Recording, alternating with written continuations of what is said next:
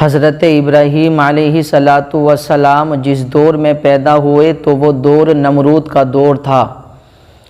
اللہ رب العزت نے نمرود کو بہت طاقت دی، اللہ رب العزت نے نمرود کو بہت پاور دی، تو اس نے اللہ رب العزت کی اطاعت اور فرما برداری کرنے کے بجائے اس نے اللہ رب العزت کی نافرمانی کرنی شروع کر دی، یعنی اس نے خدا ہونے کا اعلان کر دیا۔ تو حضرت ابراہیم علیہ السلام اسی دور میں تشریف لے کر کے آئے۔ تو حضرت ابراہیم علیہ السلام نے نمرود سے مقابلہ کیا اور نمرود کے سامنے حاضر ہوئے حضرت ابراہیم علیہ السلام۔ حضرت ابراہیم علیہ السلام کہتے ہیں کہ نمرود بتاؤ تم خدا کیسے ہو سکتے ہو؟ ارے خدا تو وہ ہے، آپ نے قرآن کی دلیل پیش کری۔ حضرت ابراہیم علیہ السلام نے کہا کہ قال ربی الذی یحیی و یمیت۔ قرآن اس کو یوں بیان فرماتا ہے کہ حضرت ابراہیم نے کہا کہ رب تو وہ ہے جو مارتا ہے اور جلاتا ہے، تو تم رب کیسے ہو سکتے ہو، تم خدا کیسے ہو سکتے ہو؟ تو نمرود کہتا ہے اے ابراہیم یہ کام تو میں بھی کر سکتا ہوں۔ حضرت ابراہیم کہتے ہیں کر کے دکھاؤ اگر تمہارے پاس طاقت اور پاور ہے تو۔ اس نے دو قیدیوں کو بلایا، ایک کو قتل کر دیا اور ایک کو چھوڑ دیا، اور کہا دیکھو یہ کون سا کام بھاری ہے، یہ تو میں نے بھی کر دیا۔ تو حضرت ابراہیم علیہ السلام کہتے ہیں کہ جس مارنے کی جلانے کی بات میں کر رہا ہوں ابھی یہ سمجھا ہی نہیں ہے۔ حضرت ابراہیم علیہ السلام کہتے ہیں کہ تم خدا نہیں ہو سکتے۔ پھر حضرت ابراہیم علیہ السلام نے پھر ایک اور دلیل پیش کری، اس کو بھی قرآن یوں بیان فرماتا ہے۔ حضرت ابراہیم علیہ السلام نے نمرود سے کہا تھا فَإِنَّ اللَّهَ يَأْتِي بِالشَّمْسِ مِنَ الْمَشْرِقِ فَأْتِ بِهَا مِنَ الْمَغْرِبِ۔ حضرت ابراہیم علیہ السلام نے کہا نمرود سے کہ میرا رب وہ ہے جو سورج کو مشرق سے نکالتا ہے، اگر تم خدا ہو تو سورج کو مغرب سے نکال کر دکھاؤ۔ میرے پیارے مسلمانوں، یہ اتنی ٹھوس دلیل، اتنی پکی دلیل نمرود کے سامنے حضرت ابراہیم علیہ السلام نے دی تو نمرود کے جو ہے ہوش اڑ گئے۔ قرآن اس کو یوں بیان فرماتا ہے کہ فَبُہِتَ الَّذِی کَفَرَ، اس کے ہوش اڑ گئے، اس کا دماغ چکرا گیا اور کہنے لگا واقعی میں یہ تو بہت ٹھوس دلیل ہے، واقعی میں یہ تو بہت پکی دلیل ہے، اے ابراہیم یہ کام میں نہیں کر سکتا۔ تو حضرت ابراہیم علیہ السلام نے کہا کہ میرے رب کی شان یہ ہے، میرے رب کی طاقت یہ ہے کہ اللہ کی حکومت چاند پر بھی ہے، اللہ کی حکومت سورج پر بھی ہے، اللہ کی حکومت پوری دنیا پر ہے، تو تم خدا نہیں ہو سکتے۔ میرے پیارے مسلمانوں، جب حضرت ابراہیم علیہ السلام نے اتنی ٹھوس دلیل پیش کری تو اب نمرود اس کا جواب نہ دے سکا، تو اب نمرود کو یہ چاہیے تھا کہ وہ امر حق کو قبول کرتا، حضرت ابراہیم علیہ السلام کی بات کو قبول کرتا، لیکن اس نے حضرت ابراہیم علیہ السلام کی بات کو قبول کرنے کے بجائے اللہ اکبر اس نے حکم دے دیا کہ قالوا بنوا له بنیانا فالقوه فی الجحیم۔ اس نے حکم دے دیا کہ ابراہیم ہم سے مقابلہ کر رہے ہیں، ابراہیم کے لیے ایک عمارت چنو اور فالقوه فی الجحیم، اور اس بھڑکتی ہوئی آگ کے اندر ابراہیم کو ڈال کر جلا دو۔ اللہ اکبر۔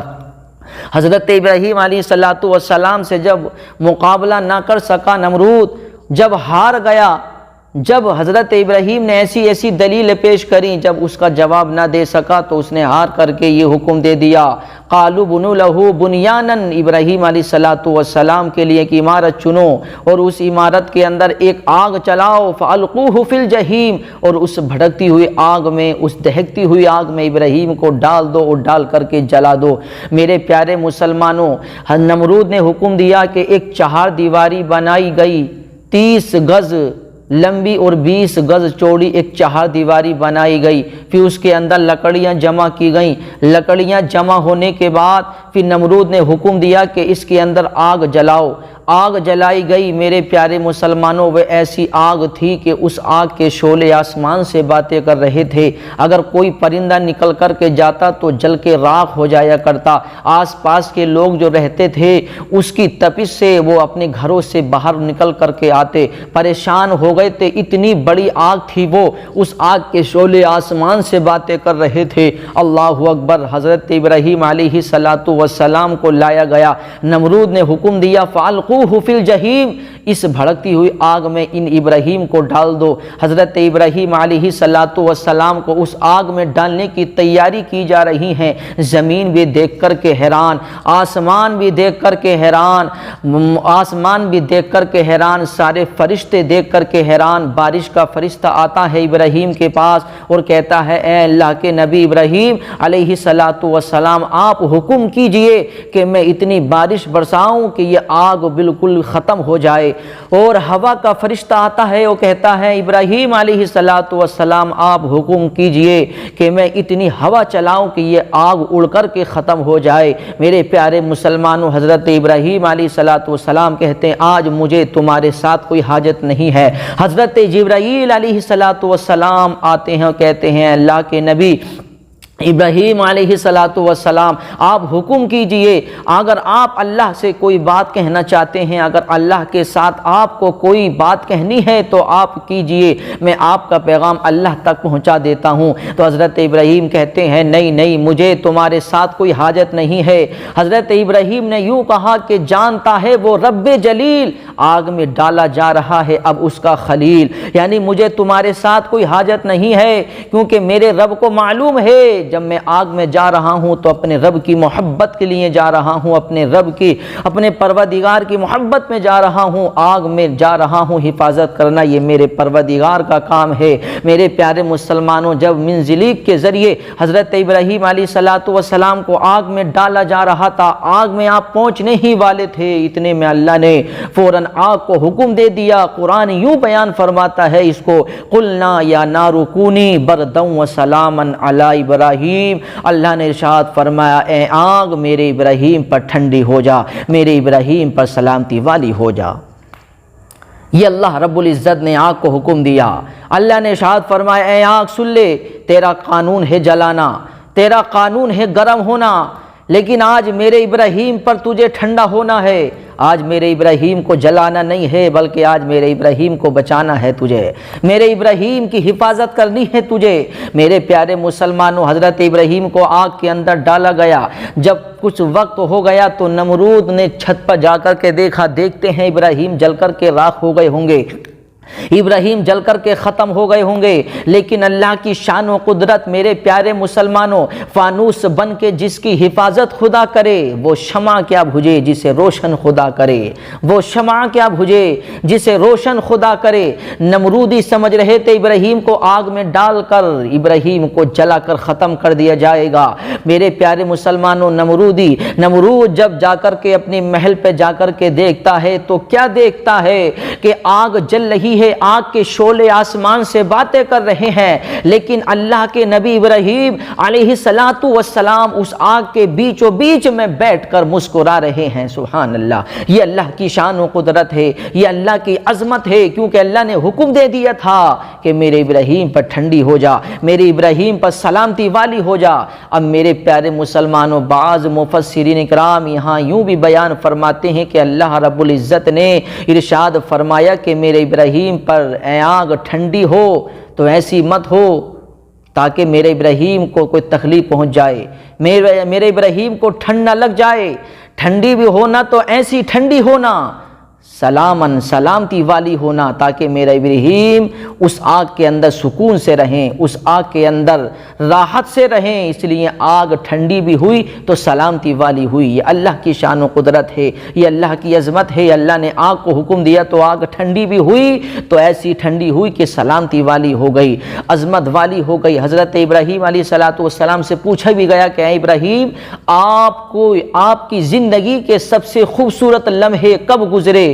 تو حضرت ابراہیم کہتے ہیں جس وقت مجھے نارے نمرود میں ڈالا گیا، جس وقت مجھے نمرود نے آگ میں ڈالا تھا، وہ لمحے میرے سب سے خوبصورت لمحے گزرے تھے، کیونکہ اس آگ کے اندر مجھے ایسی راحت اور ایسی سکون حاصل ہوا تھا کہ آج تک مجھے دنیا میں حاصل ہوا ہی نہیں۔ تو میرے پیارے مسلمانوں، اللہ نے حکم دیا تھا کہ میرے ابراہیم پر ٹھنڈی ہونا تو سلامتی والی، کیونکہ کبھی کبھی ٹھنڈ ایسی بھی لگ ہوتی ہے کہ انسان کو وہ تکلیف پہنچا دیتی ہے، انسان کو پریشانی پہنچا دیتی ہے، لیکن اللہ نے حکم دیا کہ ٹھنڈی بھی ہو تو سلامتی والی ہونا، کہیں میرے ابراہیم کو پریشانی تکلیف نہ پہنچ جائے۔